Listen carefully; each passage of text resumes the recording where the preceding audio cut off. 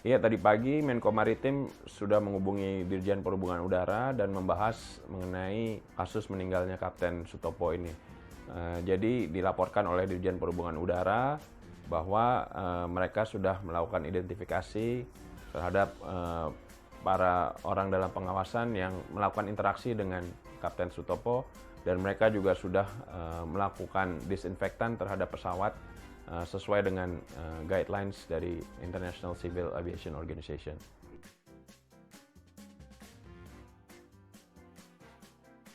Dirjen Perhubungan Udara sudah meminta seluruh operator penerbangan, baik itu maskapai penerbangan, bandara maupun airnav, untuk melakukan langkah-langkah pencegahan COVID-19. Dan juga memastikan personal conduct sesuai dengan protokol WHO, yaitu antara lain menjaga social distancing dan juga menghindari kerumunan. Balai Kesehatan Penerbangan juga sudah melaksanakan pengetatan pemeriksaan kesehatan para personel, dan prosedur personal licensing rencananya akan dilakukan, diprioritaskan melalui online system. Dan langkah selanjutnya adalah dalam waktu dekat akan segera dilakukan rapid test crew untuk para personel baik dalam penerbangan internasional maupun domestik, dan juga untuk pesawat kargo dan penumpang.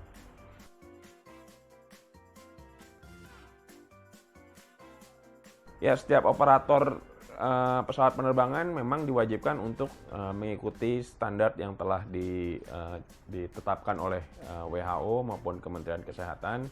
Jadi harapan kami memang ya mereka sudah sesuai dengan peraturan dan yang ada saat ini.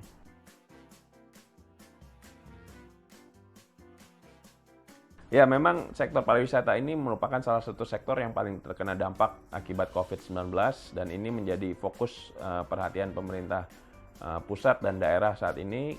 Tadi Presiden dilaporkan oleh Gubernur Bali bahwa kondisi occupancy rate di Bali itu hampir sekarang mencapai 0%. Jadi arahan Presiden memang kita harus segera fokus mengalihkan anggaran untuk membantu para masyarakat yang terkena dampak langsung maupun tidak langsung dari penurunan wisatawan ini. Kami oleh karena itu semua menyambut baik langkah OJK yang telah mengeluarkan peraturan untuk relaksasi penilaian kredit di bawah 10M, termasuk untuk sektor pariwisata dan ekonomi kreatif.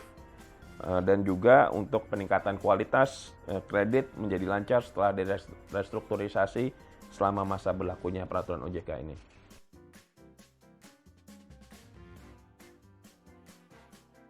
Sementara ini memang ada delay, tapi kami belum ada keputusan apa-apa untuk apakah menghentikan atau melanjutkan proyek ini.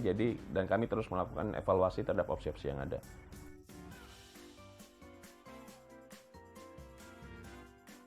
Yang terpenting adalah pemerintah akan terus fokus dalam implementasi penanggulangan dan pemulihan ekonomi pasca COVID-19 ini.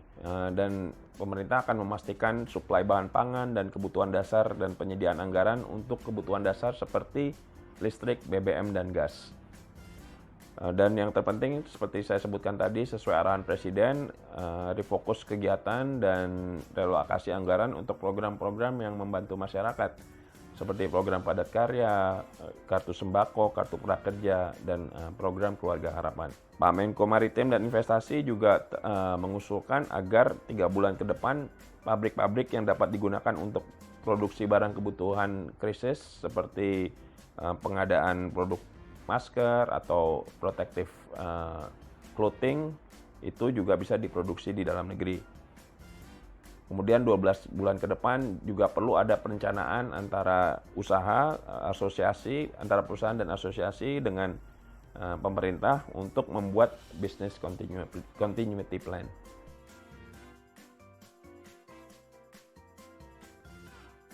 Ya, memang sekarang semua ekonomi dunia mengalami tekanan, tapi Pak Luhut tahu saya sering melakukan komunikasi intens dengan Gubernur BI, dan Menteri Keuangan untuk membahas berbagai potensi dampak terhadap perekonomian Indonesia dan langkah-langkah antisipatif yang akan dilakukan. Berbagai fiskal stimulus sudah disiapkan oleh BI dan Kementerian Keuangan, untuk mempertahankan daya beli masyarakat yang menurut saya ini sangat penting karena domestic consumption merupakan salah satu penopang GDP kita yang terbesar.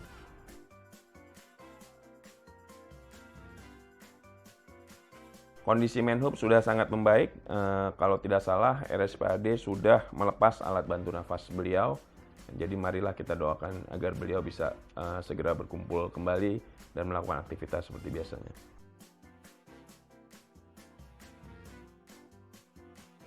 Saat ini persiapan masih on track. Tim dari Kemenko Maritim dan Investasi bersama Kementerian BUMN dan Kementerian Keuangan juga terus melakukan komunikasi intens dengan berbagai calon investor dan mitra di joint venture untuk pengembangan ibu kota ini. Tentunya berbagai opsi terkait ibu kota masih kita pertimbangkan dan pada saatnya nanti akan diputuskan secara bersama.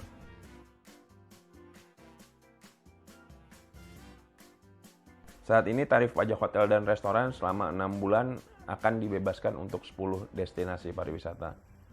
Kita juga tengah menyiapkan program-program yang dapat memberikan lapangan kerja baru selama downtime di sektor pariwisata ini.